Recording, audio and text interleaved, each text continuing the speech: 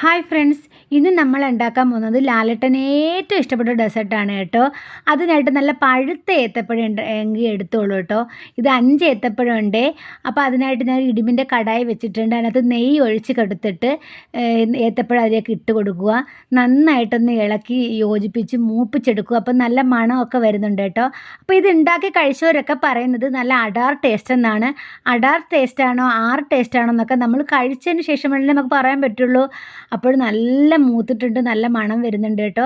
അതിലേക്ക് കുറച്ച് ശർക്കര ഇങ്ങനെ തരിതരിയായിട്ട് ഇങ്ങനെ ഇട്ട് കൊടുക്കുക കേട്ടോ. എന്നിട്ട് നന്നായിട്ട് യോജിപ്പിക്കുക. എന്നിട്ട് അതിനകത്ത് കുറച്ച് ഏലക്ക ഇങ്ങനെ പൊടിച്ചിടുക. ഇതിലേക്ക് ഒരു പിടി തേങ്ങ കൂടി ഇടണമെന്ന് പറഞ്ഞു കേട്ടോ. പക്ഷേ ഞാൻ കുറച്ചധികം തേങ്ങ ചേർത്തിട്ടുണ്ട്. നമ്മൾ ഐസ്ക്രീം വന്നിട്ടുണ്ട്. അപ്പോൾ ഇതിനകത്ത് റമ്മെന്ന് പറഞ്ഞ സംഭവം ചേർത്തിട്ടുണ്ട്. ആ ഒരു കാര്യം ഇവിടെ ഇല്ലാത്തത് കൊണ്ട് നമുക്കത് പറ്റിയിട്ടില്ല. നമുക്ക് ആ സാധനം വേണ്ട. അപ്പോൾ നമ്മൾ ഐസ്ക്രീം നമ്മളെ സംഭവത്തിനകത്ത് സെറ്റാക്കിയിട്ട് നമ്മൾ കഴിക്കാൻ പോവാണ്.